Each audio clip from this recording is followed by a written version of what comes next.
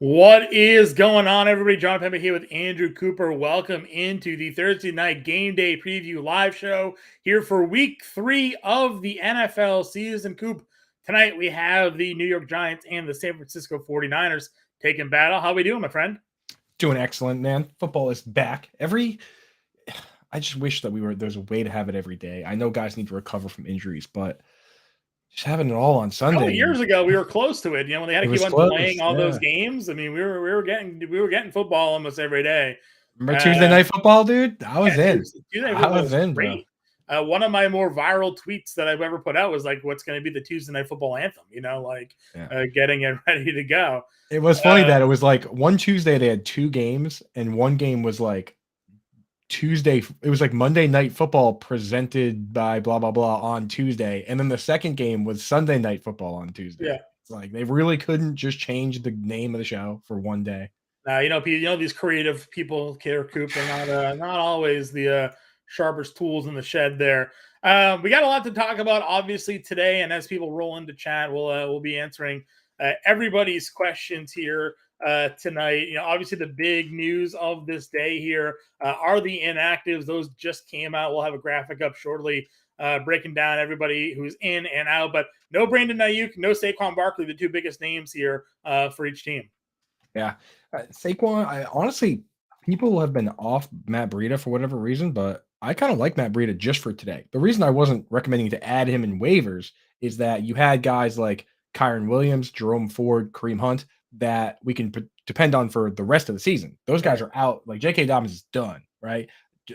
Nick Chubb obviously done, unfortunately. But a guy like Matt Breida, you can only start him basically this week. Same with Zach Moss for the next 2 weeks. But for the next week or two, these guys are good starts. So I know it's kind of a tough matchup, but Matt Breida, I'm not really afraid of using him in DFS. I'm not afraid of using him, where I have to in my matchups, Yeah, I mean, listen, if you're in a showdown slate tonight, obviously Breida will make some sense. Not a lot of people are playing much of the Giants offense. So if you want to be different in a showdown slate, you kind of have to play some of these Giants players and hope that this game is closer, to take advantage of the value that you're getting out of these Giants players here this evening. Now, I know you and I talked on the Wednesday Quick Out Fantasy Football show, but what we'd like to see, maybe some more snaps out of players like Jalen Hyatt, Yes. and looking at this passing offense without Saquon Barkley now in the game plan for the Giants, you have to assume that they could go and look to run through, pass the ball a bit more here. Darren Waller obviously is coming off a really good game against Arizona, but you can't really run up against the San Francisco 49ers defense as it is. They're tough to throw against. But you think tonight, if they're going to have any chance of success here, it's going to be Daniel Jones making some plays and some of these wide receivers doing the damage here. Right. And here's the thing. A lot of times you have these situations where you have the fill-in players or the players that aren't super exciting. And when I see those guys and they're not popping off, like when I watched the Broncos and I saw Brandon Johnson and Lil Jordan Humphrey not really doing a whole much, it made me excited to have Jerry Jeudy and to pick up Jerry Jeudy. This Giants team is kind of the same way. Like Waller, I'm not really impressed with Isaiah Hodgins or Darius Slayton. So give me Jalen Hyatt, hoping that his snaps come up, or give me Wan'Dale Robinson, who's actually going to play today. Like, give me a lot of times you want certainty, but in this case, if the guys that have been out there haven't been doing anything, give me the unknown, right? What if these guys that haven't been playing much just end up being the guys? And there's a reason that Isaiah Hodgins was an undrafted free agent, and Darius Slayton at various times goes back to the bench all the time for this team. So Wan'Dale Robinson, big name that I'm looking for tonight, man. Yeah, really excited about him. Exactly. We do have the inactives out, so why don't we go ahead and bring up the inactives for the 49ers here first. Get this on the screen. Again, the biggest name here is going to be Brandon Ayuk. The rest of these players here, no surprises right here, Coop? No surprises. I mean, we knew Ayuk was probably not going to go, but none of this jumps out to us. And then the Giants inactives here.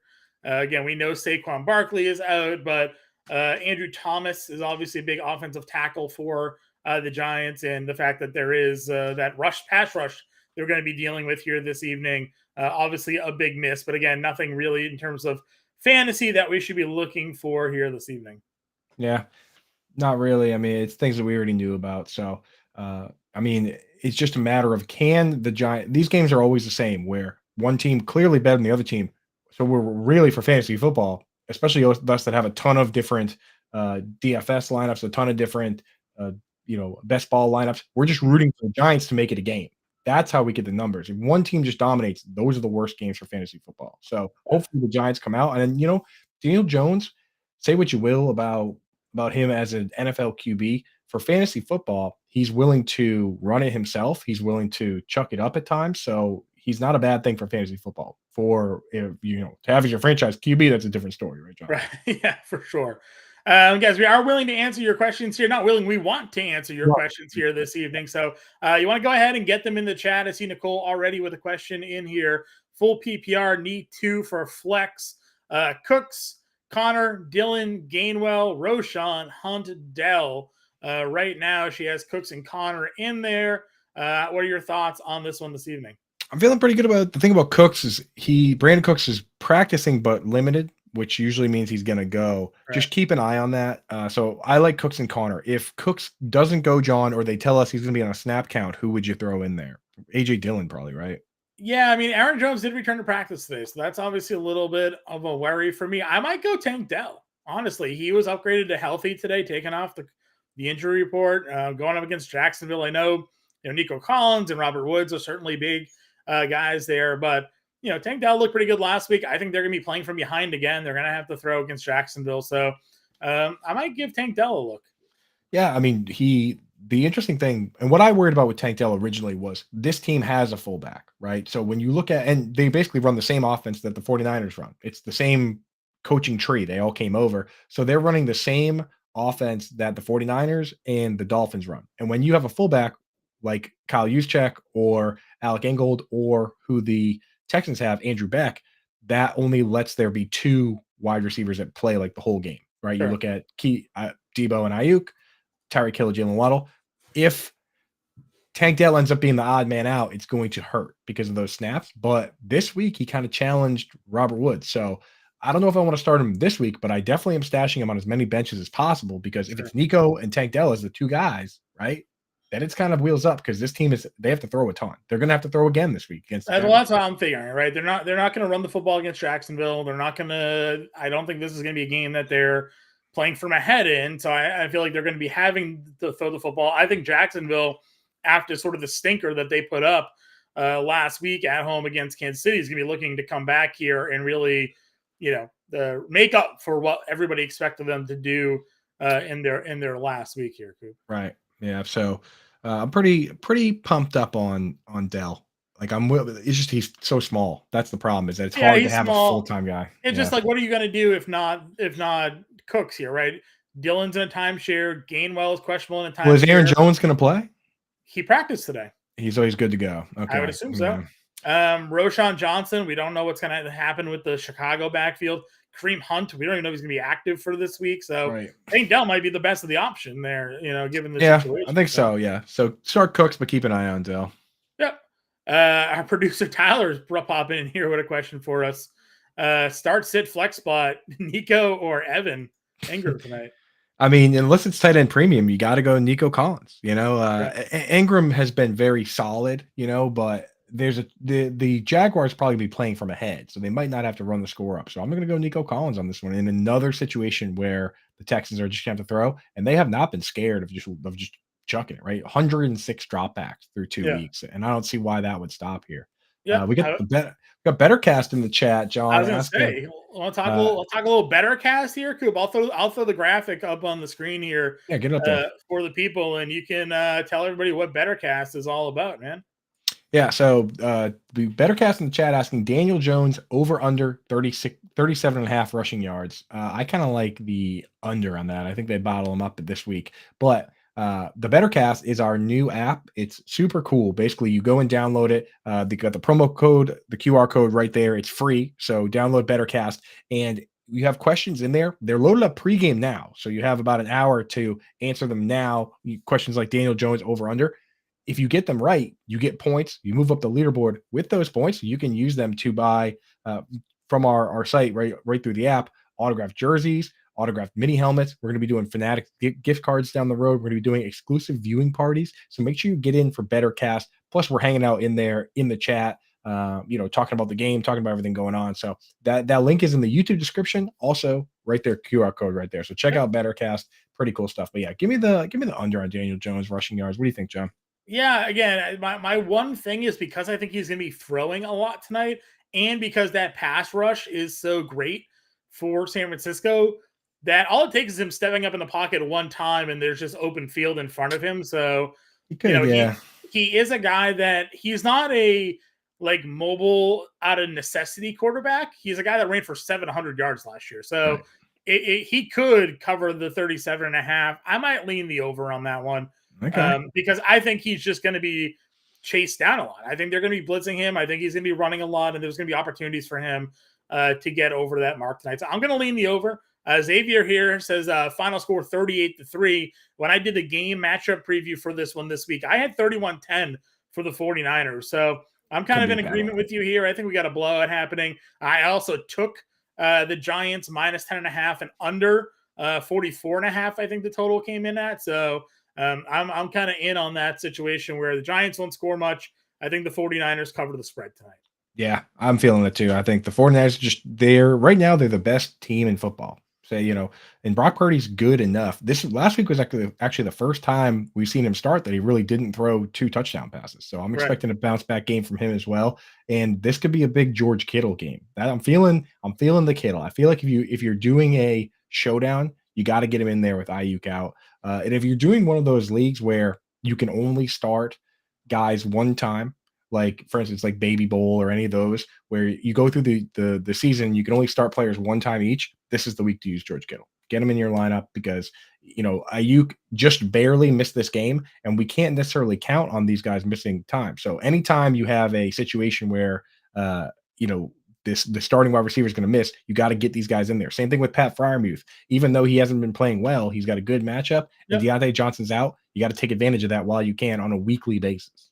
Yep. Sean in here asking if we're answering fantasy questions. Of course we are, man. Give us some of your fantasy questions. We're happy to answer those for you. Josh is saying the Giants O-line stinks. The 49ers don't have the blitz. You're not wrong. They could just get their natural pressure. But still, I think that's going to push Daniel Jones out of the pocket.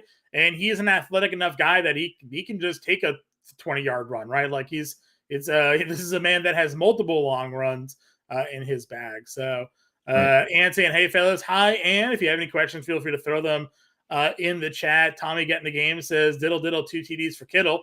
I don't know if he's got him in his showdown lineup here or not. I like that. And then Byron has a question here. Fields and Purdy in season long. Do you start Purdy or Fields even with Ayuk out? So pick one, Coop, Purdy or Fields tonight. I'm still going Fields. And I think that, it was just a very strange week for the Chicago Bears, probably the worst week an organization's had in a long time. But Fields did kind of tell us that he's been in his own head about what the coaches have been telling him and about having to throw more and be more of a pocket passer. And he basically said, I'm going to get back to doing what I want to do. And it seems like he has the approval of the coaches to do that. So I think we're going to see a lot more of the Fields we saw last year, which, not great for winning football games necessarily, but he was running all over the place. An amazing fantasy asset. So I think Fields gets back to running it a lot this week. I'm going to go Fields. Yeah, that's fine with me. I'm good with going in that direction. I do think it's kind of funny that he blamed coaching. Like, what exactly were they telling him? Right. Excuse me, not to do versus do. I mean, he ran for like 1,200 yards last season. Were they saying don't run? Were they saying stay in the pocket? Like, I'm curious as to what exactly he felt. I'll tell you in my experience, because I played QB back in the day, that they wanted, like, you do so many drills that everything should be second nature to you. Like when these guys are doing handoffs, the footwork, where you place your feet, where you step every single time is second nature. You don't even think about it. Like the play gets called and you don't have to, it's not like you run over to hand the ball off to the running back. You know exactly where the steps are going to be, where everything's going to be. But sometimes it can get in your head if the coaches are telling you, like, specifically do this and make sure you're doing all these things. It's like most of us should think more about golf. Think about golf. If you're out there and you're thinking about a million things at once, you're not going to focus on just doing what you got to do. So that's what he's talking about with coaching, is that he's been playing like a robot because everyone's trying to tell him all these different things on how to be a better passer and how to stand in the pocket. Whereas he's like, I should just be out there doing my thing. So I could see why, if you're just thinking about all these things, like, arm up and, make sure you're Right. straight, make sure, so I think he's just trying to be a player. He's That not, because that's what the coaches want, but yeah. just let the kid play. That's exactly how I am at the driving range, right? It's like keep the elbow straight, keep the elbow tucked, keep the club face at a 90-degree, follow through, keep the head down, bend the knees, the whole thing. I agree with you 100%. And then you'll get up there and just swing, and it'll be the best hit of the day. So, and that's the thing, is that's what you want to do when you're practicing. You go out and practice and you just focus on those things. But then when it's game day, you don't want it in your head. You just want to be doing it. So that's the thing, is practice, you think about all that stuff, but then when you're doing it, if you overthink it, now you're screwing up. So I think that's where it is. Josh says tight ends on Showdown always. I do like both tight ends tonight. Again, I think Waller's probably one of the only guys you can confidently, I say confidently in quotations, play tonight for the Giants. And of course, you tweeted out Coop about Kittle. Yes. If you had Kittle, this is what you've been waiting for, right? Either Samuel or Ayuk to get out, and tonight's night with no Ayuk, so ride Kittle into the sunset. Jake Young wants to know if we have an example Showdown lineup. We will get to an example Showdown lineup a little bit later on into the show. I will say that we'll pull it right up. We'll pull up DraftKings and do one just straight up on here, right? You want to? Yeah, we'll pull it up. We'll build a lineup. I will say I've been toying with a few different builds tonight that have the 49ers defense as my captain, because you can fit quite a few different players going the captain route here with the defense there. So one of the ways that I've gone about doing things tonight here. Coop, how about you? I can see it. I've made one so far, and I like let me go back to it. I like the idea of getting Matt Breida in there and basically just going with all 49ers. Like, I did make one. Me and Kevin Tompkins made one earlier this week where the only Giant we put in the lineup was Graham Gano. The kicker. Yeah. So the lineups that I've built have been a 2 Giant build, including Waller, and then it's been either Hyatt or it's been the kicker for the Giants as well, to get, maybe they score some points. He gets it done there. Hyatt's the fun one. Hyatt's the fun one for sure. We do have a question, or a comment rather. Get in the game mentioned the game script tonight for the 49ers blowout and then rest CMC. Now, there were obviously some comments made by Shanahan. Short week. They've been giving McCaffrey a lot of work, that we could see more Mitchell this evening.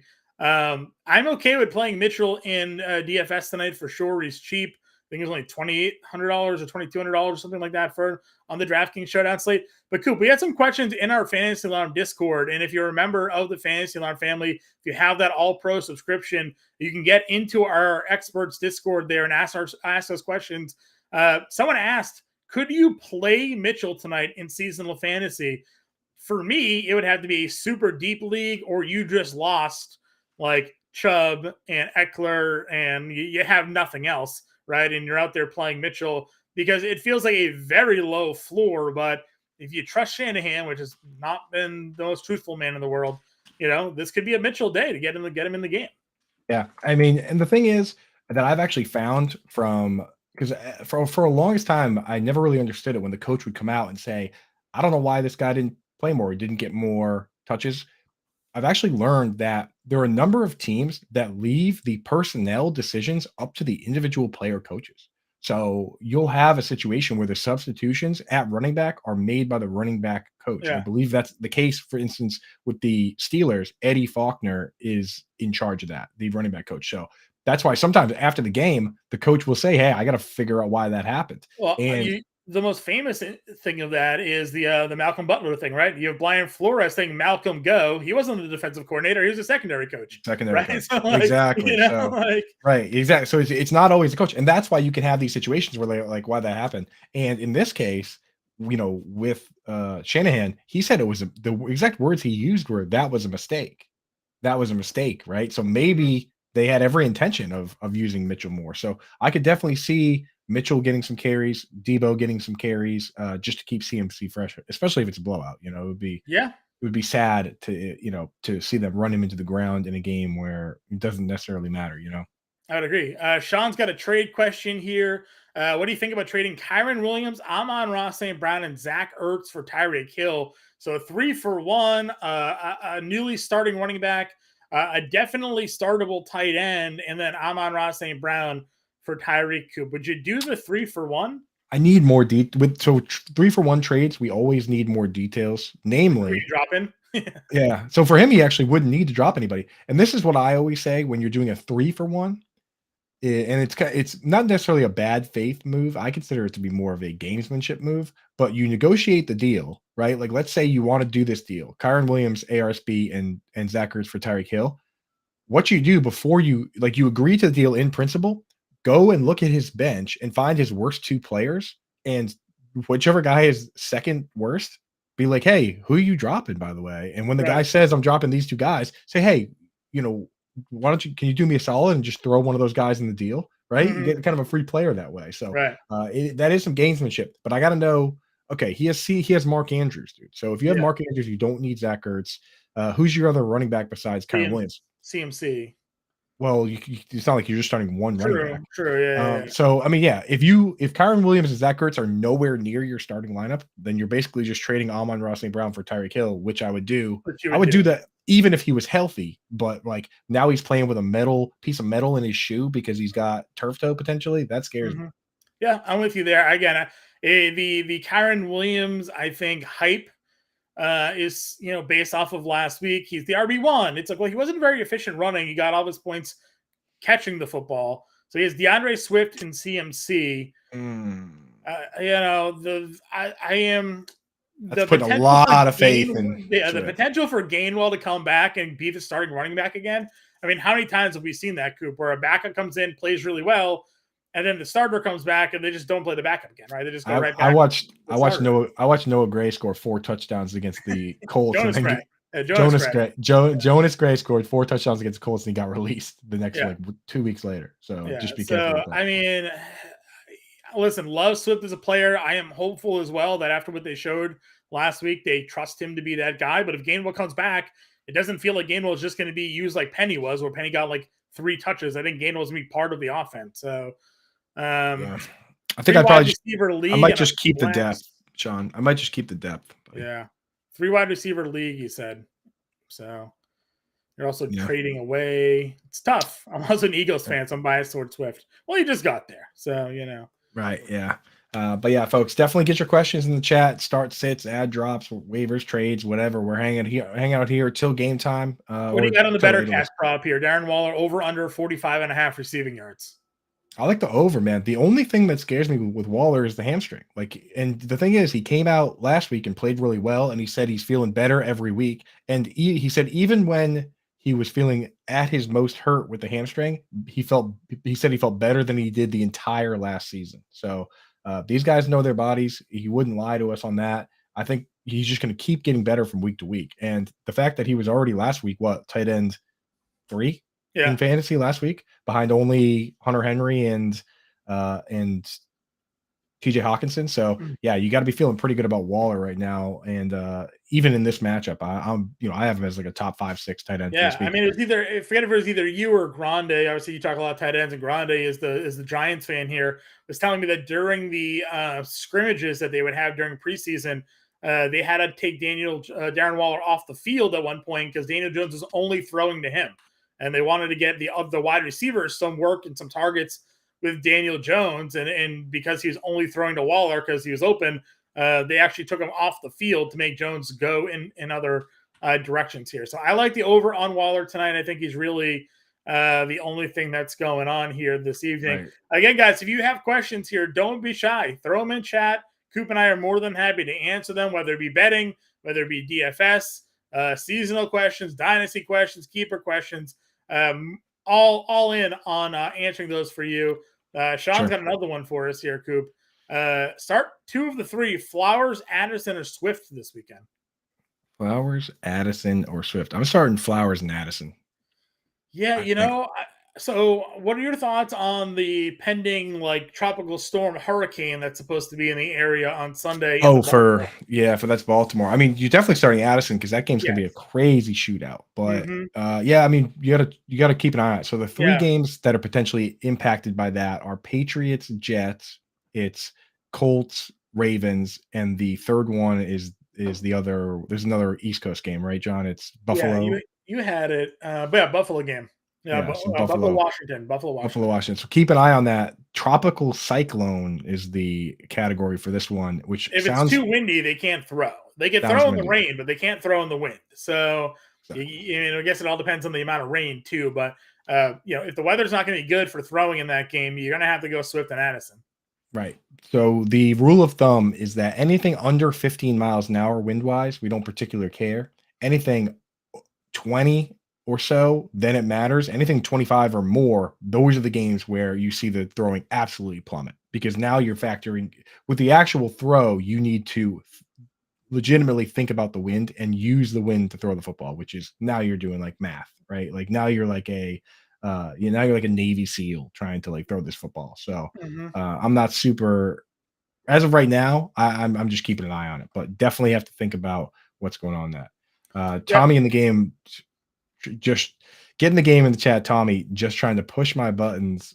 Who will go 0-3, Broncos or Patriots? Last year, I had to eat a tomato live on air because I bet on the Broncos with Tommy. So I'm done rooting for the Broncos. I think the Patriots. I think the Patriots can win this week versus the Jets. I would, if the Patriots can't beat Zach Wilson. There was we talk hot take all the time on the radio, right? I listen to the local radio station here in Boston. Right. They said if Bill Belichick goes 0-3 and loses to the Jets, he deserves to be fired. So, if the Patriots have a losing season, do you consider moving on from Belichick? Probably, I would consider that, but I don't think Bill Belichick is ever getting an in-season firing, even if they go 0-3 losing to Zach Wilson. But who knows? Bob Kraft could be upset. Sean wants to know: would you bench Andrews then if the weather's too bad for Ertz this week? No, I don't. I wouldn't. Ertz has a pretty rough matchup himself with the Cowboys. I mean, Ertz has a 30% target share right now, which is wild. Nobody else is even above 25, 24% or so. So we do like Ertz in general. He's a very safe play, but this is just not a good matchup. And the thing is, when you consider the weather, it doesn't impact all players equally, right? Like if you have a guy like Devonta Smith, he would be impacted because he's a high ADOT guy. But these lower ADOT players, you can still get away with those short passes. So something to keep in mind. It's not going to be even across the board. Yep. And Dunn here wants to know Kincaid, Laporte, or Henry and PPR. Yeah, so Kincaid and Laporte, we're still waiting for their usage to be great. Right now, it's good. The thing with Laporte is people are like, on Reddit, they're like, why isn't he ranked top 10 this week? Like, why isn't he ranked higher? And Laporte right now neither one of them are top 10 in any of the usage stats. They're not top 10 in route participation. They're not top 10 in, pass blocking snaps, not top 10 in snaps at wide receiver. So he's exactly 10. Laporte is exactly 10 in target share. So it's like we can't really just jump him up because we have these feelings of like, oh, right. This is exciting. You know what I mean? Like I actually have to see it first. So for me, I'm still going Hunter Henry right now because he's playing like every snap, running every route. He's a focal point of the offense.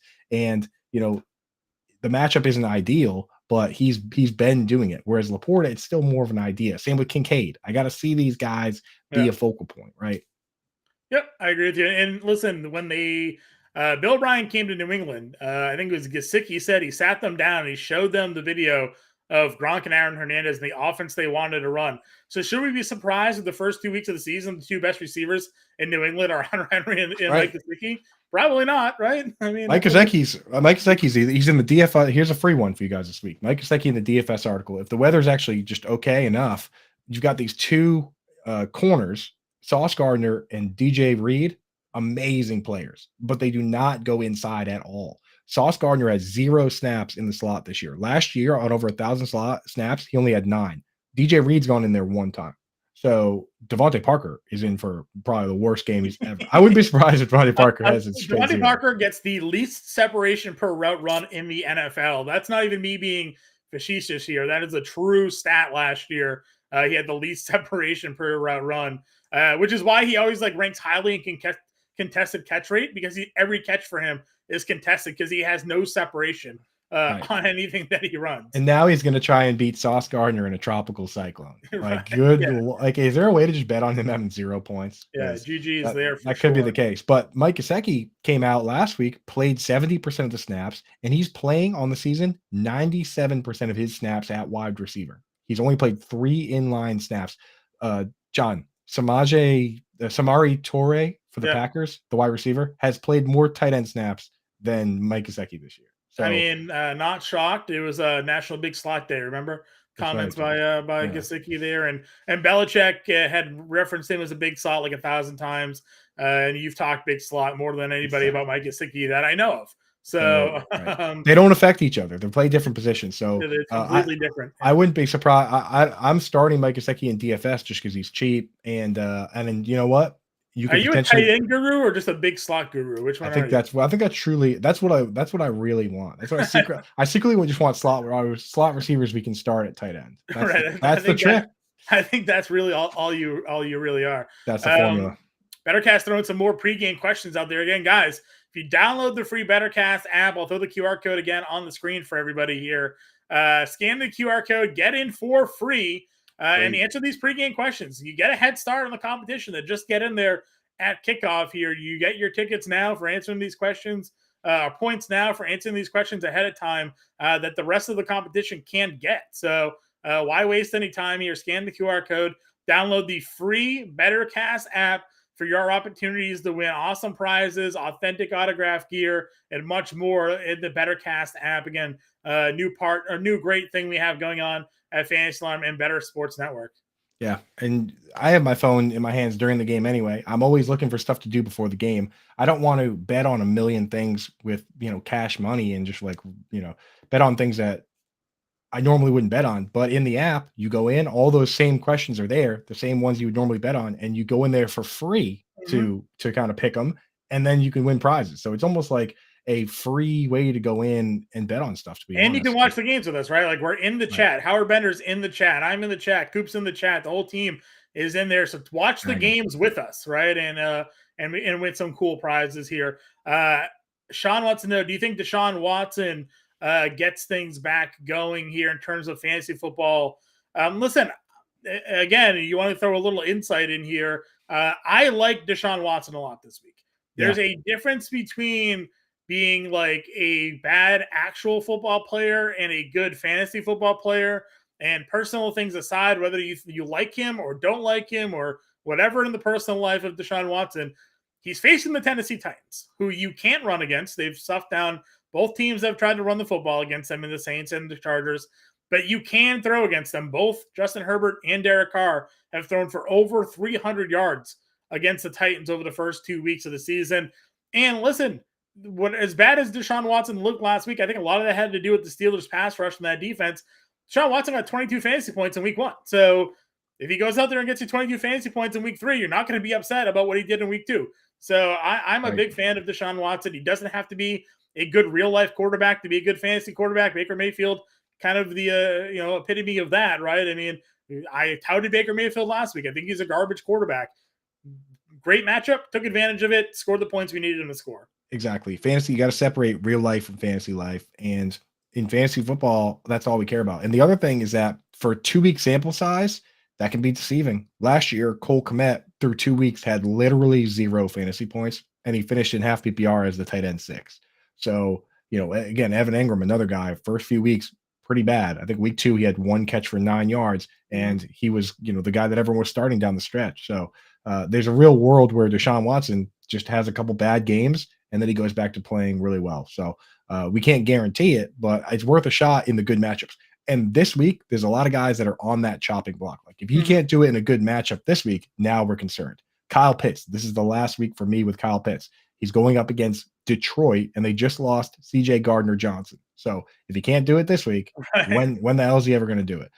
Pat Freiermuth, right? Dallas Goedert, George Kittle tonight. Honestly, like, these guys, we're not necessarily going to drop them, but we have to adjust our strategy. If George Kittle can't do anything tonight, now you got to go out and maybe use a bench spot on somebody with some more upside. Yeah, like Mike Gesicki, who's available in 80% of fantasy leagues. He's out there. He's out there. 7 targets last week. Here, we got a lot more questions starting to roll in. We're going to hit them all right now. And done. Need 2 in a PPR. Pierce, Javonte, Cooper, or Thomas this week? Pierce, Javonte. I love Amari Cooper this weekend. I just talked glowingly about DeSean Watson. So I am 100% on Amari this week, assuming that, core injury, whatever it was, holds up for him. So he's one of the 2 for me, Cooper. Who do you think I'm going to pick?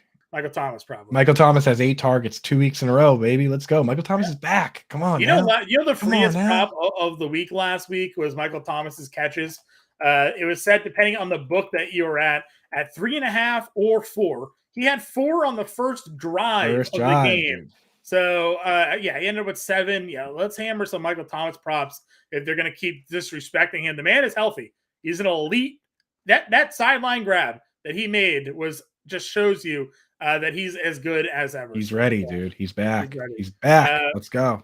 Let's see here. We got a question. Daniel Jones is a flex. I'm guessing this is a super flex question. Could gain a good amount of rushing yards. I agree. Listen, that was my exact take on the over yards tonight. They could end up stepping up and running tonight. If you're in any sort of 2 QB league, unless it's dynasty where you just have a ton of quarterbacks, like Daniel Jones is automatic in your in any sort of 2 QB lineup, right? Yeah, for sure. Unless let us know what your other quarterbacks are. But yes, definitely playing him in a super flex tonight. Adam says he's starting Deebo 100%. Need 2 more: Waddle, Higgins, Hopkins. Problem is 2 of those guys might not play. Hopkins was again questionable today, and Waddle still in concussion protocol. If Waddle clears protocol, he's in for me. Yes.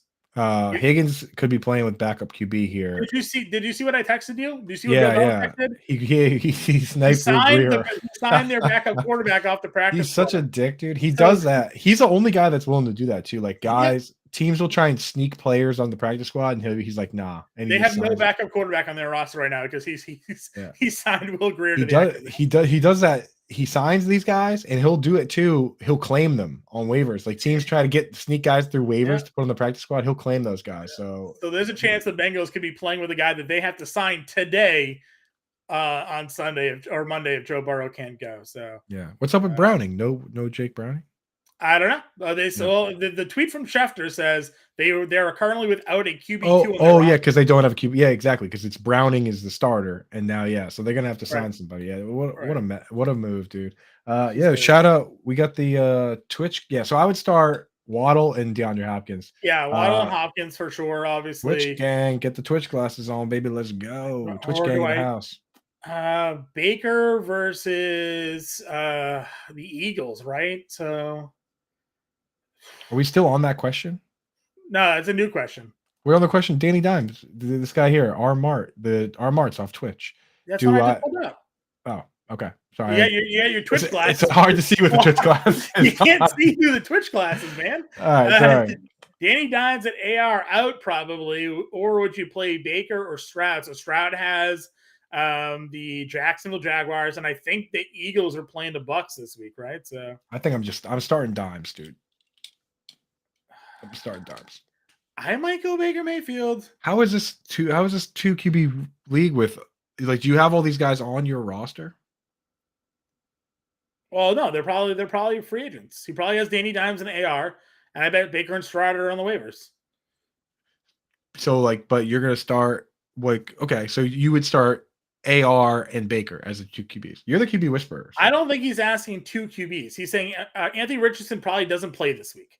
Okay. So he has Danny Dimes on his roster. So does he play Danny Dimes or does he go pick up Baker Mayfield or Stroud? And I would play Baker Mayfield this week over Danny Dimes. Well, he's probably going to have to drop. Okay. So if you have but you got to think about the gamesmanship of this move. Do you drop Daniel Jones 2 waivers to do that? Well, he could. He'll have to include more information, but maybe he has an IR spot. Move AR to the out. He's not eligible yet, but you're right. Maybe okay. So just leave your QB spot blank. Do you have 2 tight ends on your roster? Drop a tight end. Hold it out, But Baker's been outplaying Daniel Jones, so Okay, yeah. Leave your QB spot blank for now, and then start Anthony Richardson, or move him to IR and add somebody else. So I think they already said Richardson isn't playing, so that's why I'm waiting for the official out on Richardson tab here. But I would play Baker this week. It's driving me nuts. Like Yahoo.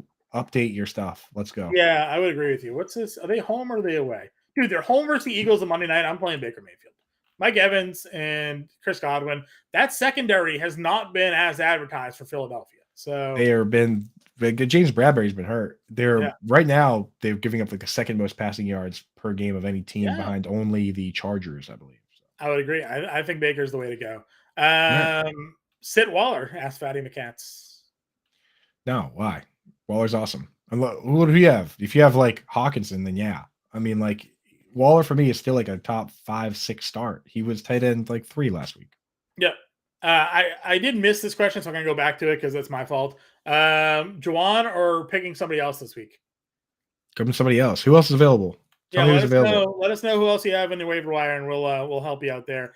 And then Dino saying he didn't listen to me last week. Played Watson over Kirk. Should have listened. But would you play Watson over Cousins? I'm playing Cousins again this week against the Chargers. Cousins this week. They're just chucking. Yeah, that play Cousins everywhere. Like those. If you get the more guys I get in that game, the better. Like the over under is 54 points for that game. That's going to be fireworks. I know sometimes we say that it doesn't happen, but you got to lean into what the books are telling us is most likely because they are good at what they do. Yeah, I mean, it didn't happen last week with KC and Jacksonville, but it can't happen 2 weeks in a row, right? No. That's not how that works. Grande throwing some Daniel Jones propaganda in here, 500 plus total yards and 50 and Giants by 50. Nope. That's hopeful, wishful. There we go. We have both ends of the spectrum. We have one Giants by 50, and we have one 49ers win 38-3 in the chat. Dude, I told let us know what the game predictions are. In the matchup report today that I wrote up for this game, I had the final score being 31-10 Giants, 31-10 49ers rather. So 4 touchdowns and a field goal for San Francisco, touchdown and field goal for the Giants. That would be great for my DFS lineups. Yeah, I agree. Sean wants to know, what do we think on Treylon Burks? That question was somewhere. There it is. Yes, I see it. So the upside is still there, but I don't think he's fully healthy, man. He just doesn't look good out there. He doesn't look right. So, I mean, he's just a bench stash for now. And if you have to drop him, you have to drop him. I hate to say it. Britt Flynn would be very upset with me for saying it as a big Arkansas fan, but he's towards the end of my bench right now. I was hoping he'd be a guy we could start every week, but clearly not the case right now. Yeah, if you look at some early rostership numbers that we have over at Fantasy Star for the main slate, Chicken is actually getting a lot of love. And I think some of that early rostership love is the DeAndre Hopkins questionability of this week and the Treylon Burks stuff. So we'll be interested to see how that all plays out. Ann wants to know, Cooper, Nacua, or Metcalf need 2. I don't know how you sit Puka Nacua at this point. Can't say Man had 20 targets last week. Right. Yeah, especially in full PPR. Like that's the guy in the format right now. So it's Metcalf at home against the Panthers, or it's Amari Cooper against the Titans. And the thing with the Titans is that you can throw on the Titans. You can't run on them, but you can throw. This is tough for me because I think Metcalf has the highest ceiling of the 2. Yeah. Metcalf is your Mike Evans stat line, 5 for 170 and 2 scores, right? Possible. I don't think Amari Cooper is going to ever do that. But he might be the safest floor of the group because we've seen Metcalf get taken out. But I just saw Olave and Michael Thomas tear apart this Panthers secondary. So I'm just going to ride Metcalf over Amari Cooper this week. Yeah, go Metcalf and Nacua. Plus, Amari Cooper's he didn't practice on Wednesday with the groin. He's probably going to play, but he still has a groin injury, I would agree with you. And says, in the Denver-Miami game, which QB you going with? Tua. Not even a question. Yeah. Let's see here. Drop Juwan for Schultz, Kmet, Granson, Musgrave, Trotman, Spice. She also said Gesicki is available, so throw Gesicki in that group. Yeah. If it's your starting tight end, then I would drop Juwan for Schultz. If you have another starting tight end, then the highest upside stash is Luke Musgrave. So that's how I'm looking at that. The other guys are kind of. Trotman. What is it that you like about Dalton Schultz? Because he massive snap share. He only blocked on 1 pass play in each of the first 2 games. He got 7 targets last week. 7 targets, John. Just asking. Adam Trotman blocked on 8 pass snaps last week. Musgrave is the highest upside because he's the shiny rookie and he's led the team in routes run 2 weeks in a row. But the reason he's got the lowest floor is because Christian Watson comes back this week, and with Jordan Love, who knows how many guys we can count on over there. Sure. Okay. Yeah, I'm just getting, because to me, and you talked about this before too, like Dalton Schultz is sort of like your boring tight end player, right? The most boring. The thing with Durham Smythe, he might be the most boring tight end of all time, but there are going to be weeks where he's solid. I have him as a DFS play this week, but he's still clearly the 3rd target on the team. He needs an injury. Kyron Granson is, again, a good DFS play last week, won us some money, right? But Yeah. Andrew Ogletree is going to be back, Jelani Wood's going to be back, and then Cole Kmet.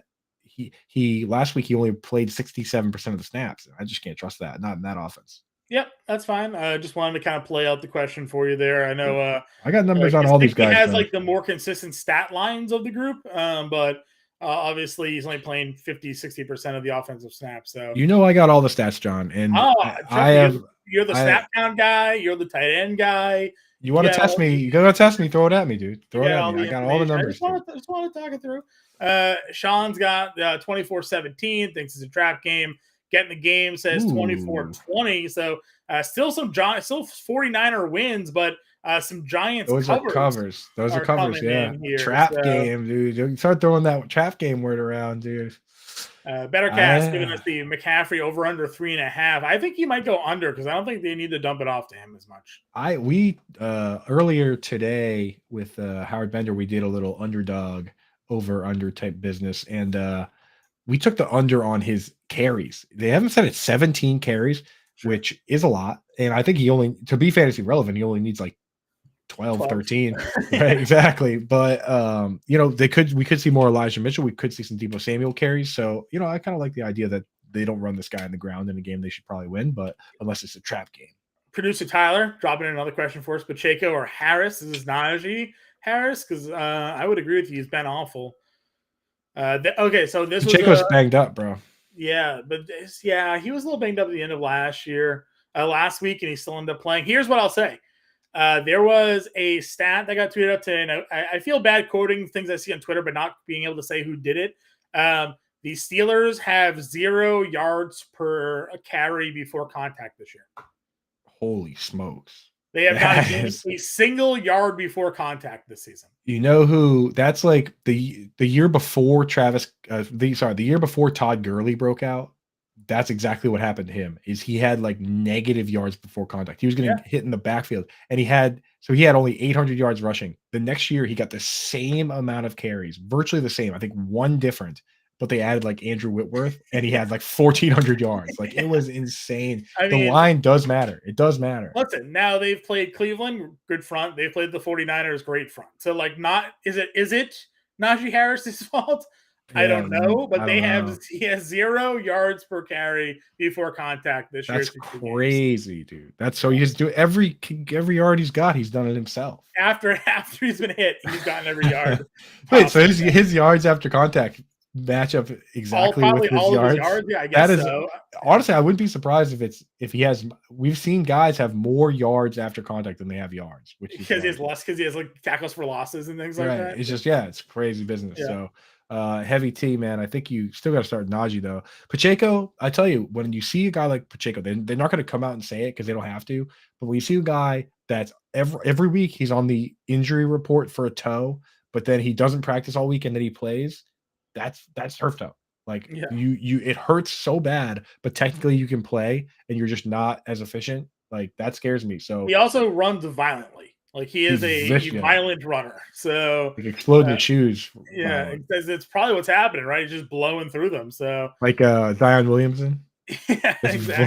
blowing up shoes, blowing through shoes. We got the Dino in here again. Tight end premium question: Laporte, Hurst, Smythe, Otten, or Kmet?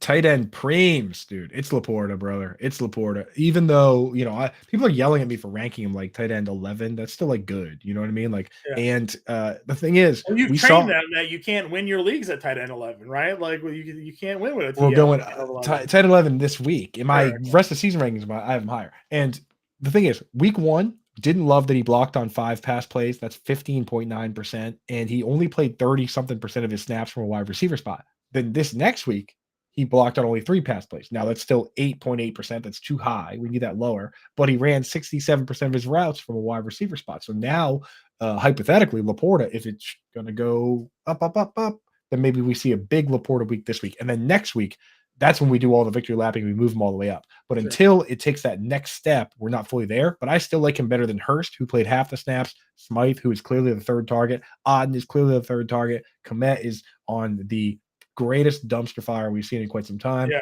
And Kylan Granson is also a part-time player out of the slot. So Laporte is the guy. The is it Dino Fontaine or Dino Fontaine? Dino Fontaine sounds Dino.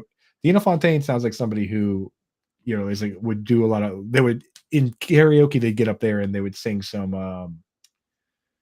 What's that? The guy come fly with me? Some Frank Sinatra. That's the Dino Fontaine. Sounds like he would hang out with Frank Sinatra. The wife and I stumbled into karaoke a couple weeks ago, not even realizing. We just went to dinner, and all of a sudden, like karaoke happened. Most hilarious evening that we've had in some time. Seeing some people get up there and just you get up there. No, but we enjoyed the scene. I'll tell you that. The character of people there were quite interesting. Where were you? We're in Malden, so we had people going from Pearl Street station in Malden. So we had some people literally going. One guy went from Frank Sinatra to the next person who stepped up there saying Ozzy Osbourne and looked like someone that would sing Ozzy Osbourne, like complete parallels of of people there. So I love that, dude. Yeah, karaoke, that's a lot of fun, man. Yeah, it was hilarious watching that. All right, Tyler wants to know Dimes or Howell. Can I ask you if there's anybody on waivers? Because I don't like any Dimes tonight, and if they have that storm this Sunday in Buffalo or Washington, rather, I don't know if Howell's going to be as effective. So right, that's a problem, dude. It's so crazy. The Howell stuff, man. It's like he has one good run against the Cowboys, and then last week he throws that awesome throw to Terry McLaurin. But people, it's just amazing. Are you gonna hit up in your mentions because you crapped on Howell this year? I haven't, because the tweet I sent was that I don't think he's that good at rushing, and he hasn't done any rushing. The moment he has a good rushing game, that's sure in the bookmark folder of fantasy receipts. So no question, people have circled back to that tweet to try and. But then they see that I'm talking about his rushing upside, and they can't get me yet, but they will. They will. Nicole again has a question: Higbee or Schultz? Schultz, dude. Higbee, you can't possibly trust Higbee, man. He blocked on 6 pass plays against the Seahawks, who was the stone worst defense versus tight ends last year. And then this past week, they ran 84 offensive plays, and he could only get 3 targets. Can't trust that guy. I don't want him anywhere near my rosters. I'm done with this is actually a very tough question. That is an incredibly tough question. Deebo Samuel tonight, no Brandon Ayuk or Keenan Allen. Oh no, it's Keenan Allen, man, because Keenan Allen's got the shootout with the Vikings. I know, but Deebo has no Ayuk, and they play a zone defense, which is what Bender said. Like the cover 4 zone is what the Giants deploy. So I had to go look up the coaching systems article by Bender today to see what defense the Giants are putting out there. Robert, who the heck are you starting at wide receiver, bro? That too, yeah. Who's your other guy? You have like wide your flex decision is between like wide receiver 6 and wide receiver 7. Yeah. Like, who else is on this team? It better be Jamar Chase. It better be Justin Jefferson. I might start those guys over Jamar Chase right now. Yeah, I definitely would actually. I definitely would with the backup over QB. Jamar. Yeah, we don't know the quarterback. I'm gonna go Keenan Allen over Deebo Samuel. I'm gonna go with Coop here and say the same thing, but that is tough. Like, who else are you? Who else you have? Yeah, let us know who else you have. He probably has like Justin Jefferson and Puka. Maybe T Higgins, I bet. If it's T Higgins, you definitely let us know. He had 3 touchdowns last week. I need to know now, John. Let's answer the last couple questions. And one more question after this, and then we'll do Vegas here. Need 2 in a PPR: Moss, Algier, London, or Burks. Moss. Yeah, then do you do Algier again against the Lions? Against the Lions, or London against the Lions? I cannot trust the passing offense in that team. It's Moss in London for me. John, say whatever you was got to say. All right, I'll go with you with London. I'll agree with you. I think London's the higher upside play. He looked good. Moss for sure. London's a higher upside play. Then last question here for Sean. Don't be sorry. We're here to answer questions. Brian Robinson, or should I trade him for a new tight end? I have Kyle Pitts. Who depends who the tight end is, man. Yeah, if he's on your dude, you can never have too many running backs. I tell you, people forget. They totally forget that bye week's going to start in a couple weeks, and you're going to be scrambling. You're going to be wondering where Brian. Listen, shout out to Brian Robinson. I thought he was only going to be useful in week 1, and then he came out against Denver. Him catching the football has been the biggest surprise to me. I didn't think he had that. Let's do some bets, and if we have time, we'll do a DFS lineup. I don't think. Yeah, that's fine. Let's throw out the Vegas lines here if we can, Sir Tyler. See what we're looking at. Love the graphic. The best. Always love the NFL blitz. Yeah. So we got the 49ers minus 10.5 at the over under of 42.5 here. Coop, which way are you going? We should always pull this up at the beginning of the show and the end. Like when we're should. talking about the game in the It beginning. deserves its screen time. I would It agree is with nice. It is nice. Yeah. So for me, you. It also makes you really want to play blitz. So. right, I'm betting the if I'm gonna bet anything here, I like betting the under. Like I just don't think the Giants without Saquon Barkley I think they're gonna be in a bit of trouble. They're in over their head. And when I bet the under, it makes me less likely to bet heavy favorites because Sure.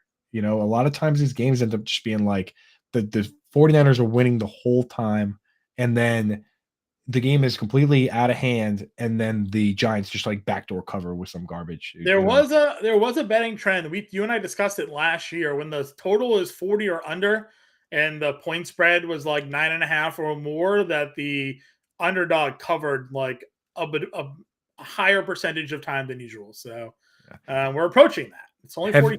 So. Heavy T in the chat says that to thank him for the NFL Blitz graphics, we can get him an NFL Blitz arcade machine for Christmas. John, do you think that's worth it? I think those machines go for like a couple grand easy. No, so they have the smaller ones. Our guy Fensty got the tabletop NBA hoops one. So NBA Jams one. So they have them. They made them a little bit smaller. I think they're like $400. Oh, we're $500. Yeah, I'm not sure. Is it it is like $500. We're gonna need some more graphics. We'll have to that, and we'll probably have to hit a GPP or two to make that work. But yeah, we'll talk to Al Williams about that. Yeah, Adam says that graphic makes you want to dig out the N64 in your basement, dude. My N64 is right here. I'm pointing over here. It is hooked up. I got Ken Griffey baseball. I got GoldenEye, of course. Do you have Super Smash? I don't have Mario Golf though, and Mario. You don't have Super Smash, dude. Mario Golf holds up. That game absolutely 100% holds up. Like and it's fun to play now. GoldenEye, I'm not sure holds up as good as people think, but Super Smash. Also, having to find my Game Boy had Pokemon Red in there, so we're like, yes, dude. We're all nostalgia games out here. So let's go. Who's your favorite Pokemon, John? Favorite Pokemon? Yeah. So I play a lot of now I'm blanking on it. Butterfree. So early game Butterfree because he learns psychic moves and he has sleep powder. Dude, so John, are you kidding me, bro? Are you kidding me? You know what's funny? Dude, you and me we're such losers. We play the same way. My favorite Pokemon is Vileplume. For literally the same reason, because it makes it so easy to catch the Pokemon, right? You put them to sleep, it is. You learn psychic moves, so it's great. That's how you can tell somebody that actually played the games, right? Heavy T in the chat says you guys are wild. It's Snorlax, my dudes. Of course, Snorlax is your guy, dude. Yeah. But no, it is kind of boring to just like put them to sleep, and then like it's kind of. It makes you feel like kind of a psycho too. I slow grind Weedle, and work and pull it out there. So, dude, Vileplume is flat. Now I got to check the stats and see which one is better. Caterpie all the way through. All right, guys. So that's it for tonight's show. We'll be back Sunday live stream. I'll be on 9 a.m. to 10 a.m. with Howard Bender. Coop will be on Sirius XM with Bender from 10 to 11, and then Coop and I are back 11 to 12. Get everybody ready for Sunday NFL Week 3. Good luck tonight. Get us on Twitter. Get us in the Discord. Get in the Bettercast. Get there now tonight. As it says right there, join the Bettercast. You still got time to answer those questions right now for free in the Bettercast app. Download it, answer those questions for free, and potentially get an autographed jersey for free. Love it. All right, I don't know what else I can tell you. Good luck. We'll catch you all later. Bye, please.